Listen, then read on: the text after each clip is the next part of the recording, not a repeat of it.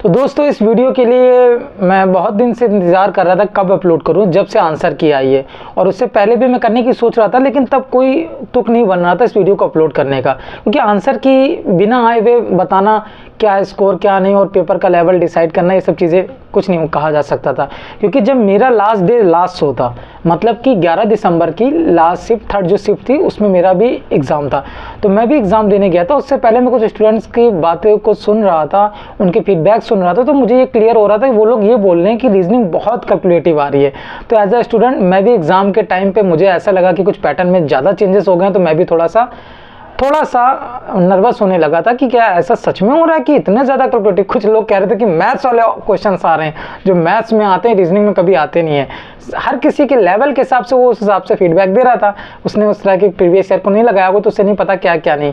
और कुछ लोग कह रहे थे कि पैसेज जो है बहुत ही ज़्यादा लेंथी आ रहा है। अब लेंथी हम लोगों के लिए क्या है, जो हम लोग डेली बेसिस से प्रैक्टिस करते हैं, हम लोग के लिए लेंथी क्या है, जैसे कोई क्रिटिकल लैंग्वेज हो, थोड़ा सा जिसे समझने में पैसेज को, ठीक है, जिसमें पैसेज की टोन निकालने के लिए थोड़ा सा कठिन होता है, थोड़ा सा एफर्ट करना पड़ता है टाइटल को समझने के लिए, और उसके साथ साथ बहुत सी चीज़ें जो निकाली जाती हैं उसके हिसाब से हम लोग को लग रहा था उस तरह से लेंथी आ रहा है। लेकिन जब पता चला तो वो लाइनों के हिसाब से आंसर की देखी तो लाइनों के हिसाब से बताया जा रहा था कि मतलब ज़्यादा लाइन है तो वो लेंथी है।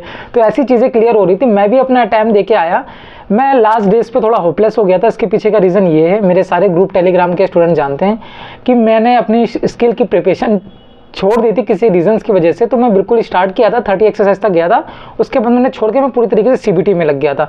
और लास्ट डे पे क्या हुआ था, जैसे जैसे सीबीटी बिल्कुल क्लोज आ रहा था, 11 दिसंबर करीब आ रही थी, तो मुझे ये एहसास होने लगा था कि ये जो मैं मेहनत कर रहा हूँ ये बेकार जाने वाली, बिल्कुल बेकार जाने वाली, इसका कोई फ़ायदा नहीं है।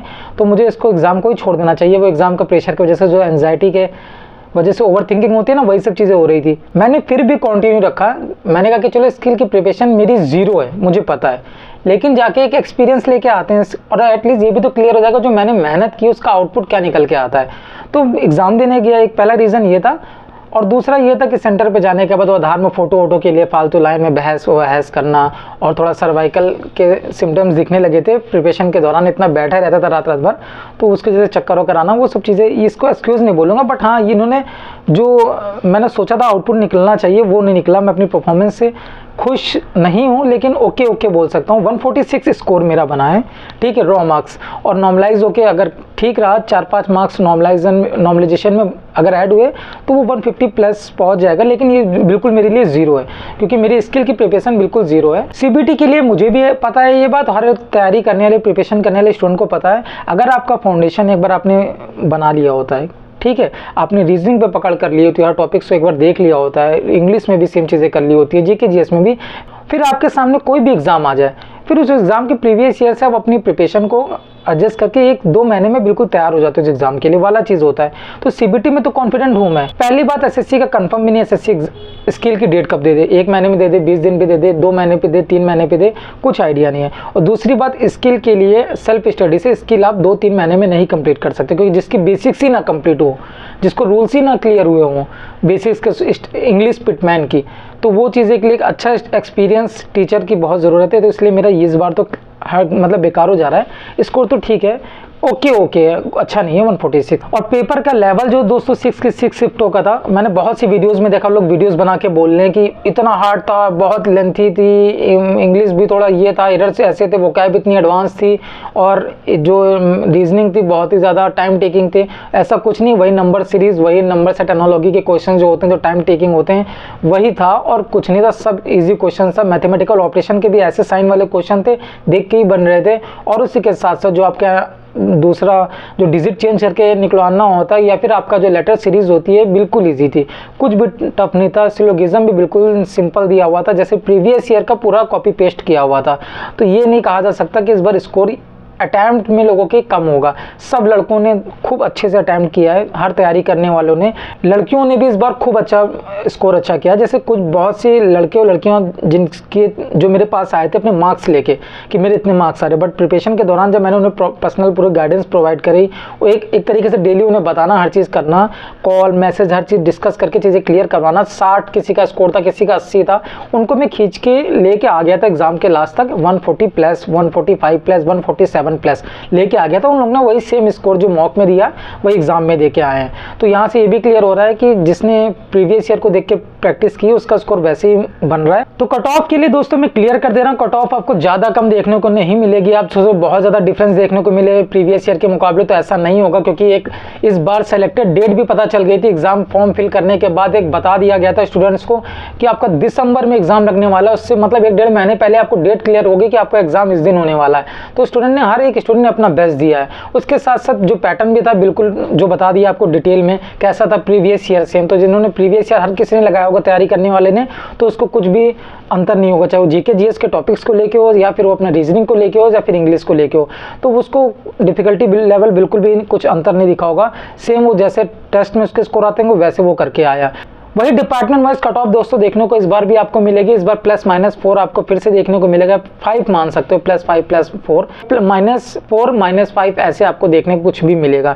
इसका रीज़न ये है क्योंकि रिपीटेड स्टूडेंट्स भी बैठे होंगे, क्योंकि 2020-23 में दोस्तों नंबर्स ऑफ वैकेंसीज बहुत कम थी। इस बार 200 है, तो जो जिनका भी स्टूडेंट्स का ग्रेड डी में हुआ था उस बार, उस ग्रेड सी में उनको इस बार वैकेंसीज नहीं थी, तो वो इस बार ग्रेड सी के लिए भी उन्होंने अप्लाई किया होगा कि इस बार ग्रेड सी में वैकेंसीज हैं। जिनका ग्रेड डी में किसी न किसी रीज़न की वजह से उस बार वो नहीं हो पाया था फाइनल कट ऑफ स्किल में नहीं निकालने की वजह से या फिर फाइनल कट ऑफ में 1-2 मार्क्स की वजह से, वो सब बैठे हैं। सेलेक्टेड स्टूडेंट्स तो पूरा रिपीट हुआ है, क्योंकि इस बार डिपार्टमेंट वाइज उनको अपने होम सिटी में मौका मिल रहा है सिलेक्शन लेने का, तो वो सारा स्टूडेंट है। तो रिपीटेड स्टूडेंट्स उस कट ऑफ को ज़्यादा गिरने नहीं देंगे।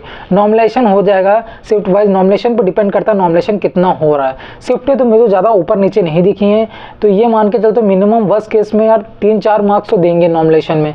अब किसी के 10-15 बढ़ जा रहे हैं तो ये मुझे नहीं पता, लेकिन नॉमिनेशन में इतने तो देने चाहिए कम से कम। अब एक यहाँ ये सवाल होता है कि अपना स्किल में बेस्ट दें तो कितने मार्क्स पे थे। तो ग्रेड डी वाले आप अपना डिपार्टमेंट वाइज कट ऑफ देख लो, फाइनल जिस भी डिपार्टमेंट में मिनिमम कट ऑफ लगी है उस कट ऑफ के कितने नंबर मार्क्स, आप अगर 1-2 मार्क्स ऊपर नीचे हो तो अपना बेस्ट देना, अपना बेस्ट देना। अगर 1-2 मार्क्स आप नीचे उससे उस कट ऑफ से, क्योंकि नॉमिनेशन में अगर आपका यहाँ पे लक बहुत बड़ा रोल करेगा, आपके 4-5 मार्क्स अगर नॉमिनेशन में ऐड हो गए तो उस कट ऑफ को प्रीवियस ईयर वाली नॉर्मलाइज मार्क को क्लियर कर दोगे। और इस बार 1000 वैकेंसी से इस बार 2000 है, तो इस बार अगर 2-3 का जो अंतर दिखने को मिलेगा, नंबर ऑफ वैकेंसीज ज़्यादा है, इसकी वजह से आपको शायद 2-3 मार्क्स कम देखने को कट ऑफ मिल सकती है, और कोई रीज़न नहीं है। पेपर सेम है, डेट भी फिक्स थी, रिपीटेड स्टूडेंट भी हैं, तो सारे रीज़न तो यही बता रहे हैं कि कट ऑफ वही रहने वाली है, शायद उससे ऊपर भी जा सकती है, ये रीज़न है। लेकिन वैकेंसीज ज़्यादा हैं तो क्या पता कट ऑफ कम देखने को मिलेगी, ये क्लियर है। ठीक है, तो प्रीवियस ईयर के डिपार्टमेंट वाइज कट ऑफ देखो, वहाँ से अंदाज़ा लगा लो कि मेरे मार्क्स इस कट ऑफ से अभी 4 मार्क्स या 3 मार्क्स बस कम है, तो नॉर्मलाइज होकर अगर मेरे इतने बढ़ जाएंगे तो मैं क्लियर कर सकता हूँ। एक चीज़ और बोलना चाहूँगा, अगर मैंने प्रिपरेशन कंटिन्यू रखी तो एसएससी 2025 में मैं स्किल प्रिपेयर करके आऊँगा पूरी ताकत से। सीबीटी मेरा प्रिपेयर है, इसका लेवल को मैं नीचे गिरने नहीं दूंगा। अगर मैंने प्रिपरेशन कंटिन्यू रखी, उल्टा ऊपर लेके जाऊँगा। अगली बार 160 से 65 से नीचे तो स्कोर नहीं करने वाला अगर मैं कंटिन्यू रखी। वैसे मुश्किल लग रहा है, बहुत कम चांसेस हैं, और स्किल भी प्रिपेयर करके आऊँगा अगर मैं बैठा। लेकिन इस बार के ये मेरा एक ओके मार्क्स 146 ये भी बेकार हो गया, क्योंकि मुझे स्किल मेरी 0 है, और 1-2 महीने में ना पूरी बेसिस कर सकते हो, ना ही पूरी 90 WPM की स्पीड ला सकते हो विद टाइपिंग, वो भी एरर्स ना हो। जितने एरर्स को भी ध्यान में रखते हुए करना, तो ये इम्पॉसिबल है मेरे लिए। और दोस्तों मैं यहाँ से बोलना चाहूँगा, जितने भी स्टूडेंट्स का स्कोर उतना अच्छा नहीं है, वो अपनी परफॉर्मेंस से खुश नहीं है, तो आप यहाँ पे रुकना नहीं है, आपको कंटिन्यू रखना है इस लेवल को जो आपने प्रिपरेशन की। अगर आपने 1 हफ्ते का गैप लिया, 10 दिन आपने बस उसके सोचने में कर दिया कि ऐसा हुआ वैसा हुआ, तो फिर सब वापस 0 से स्टार्ट करना पड़ेगा। आप इसे कंटिन्यू रखो, आने वाले एग्जाम से उनको टारगेट करो। मैं बहुत सी वैकेंसीज आ रही हैं स्टेनो को लेके, उनके बारे में वीडियोज़ आने वाले वीडियोज़ चैनल पर देखने को मिलेंगे। 2025 को अगर आप टारगेट कर रहे हो तो 2025 के लिए भी स्पेशली मैं वीडियो लेके आऊँगा। हर एक स्टूडेंट का स्कोर तक दिखाऊँगा जो मेरे पास मेरे से पर्सनल मेरे ग्रुप में आया था, जब उसके मार्क्स बहुत कम आते थे 60, 70, 80, उनको मैंने सिर्फ 1 मंथ में 30 डेज में कैसे 130, 140, 147+ स्कोर करा था सिर्फ 30 डेज में। क्योंकि वो लड़के मेहनत तो करते थे, वो स्टूडेंट्स मेहनत तो करती थी, वो लड़कियां सारी मेहनत तो करती थी, लेकिन अपना टेक्निकल जो होता है ना उस पर वर्क करना, जितने भी जैसे अपनी परसेंटाइल को कैसे हाई रखना है, कैसे एक्यूरेसी को मेंटेन करना है, एक्यूरेसी पे अगर वर्क करना है तो कैसे किस चीज़ों को ध्यान में रखते हुए करना है, हर क्वेश्चन को अटैम्प्ट नहीं करना है, कौन से टॉपिक्स पे वर्क करना और उन टॉपिक्स में किस तरीके के रूल्स जो हैं उन पे वर्क करना है, रीजनिंग में कौन से टॉपिक्स अगर कवर करना है तो उस पर कौन से लॉजिक्स है उनको ज़्यादा ध्यान में रखना है, जो प्रीवियस ईयर में बार बार क्वेश्चन उस लॉजिक से रिलेटेड उन क्वेश्चंस में आए हैं। तो ये सब उनको मैंने ऐसे मतलब स्पून फीडिंग बोल दो, ऐसे करवा दिया, या फिर सब परोस के दे दिया सामने कि बस आपको इतना सब रट डालना है। वो वैसे उन्होंने किया, प्रैक्टिस कर ली, रट डाली, उनका स्कोर ऐसे बढ़ गया। तो इस बार भी मैं 2025 में भी करूँगा, खुद अगर किया तो भी, अगर नहीं भी करूँगा तब भी जो स्टूडेंट्स 2025 की प्रिपरेशन कर रहे हैं। तो दोस्तों फिर मिलते हैं नेक्स्ट वीडियो के साथ, तब तक के लिए अपना ध्यान रखें।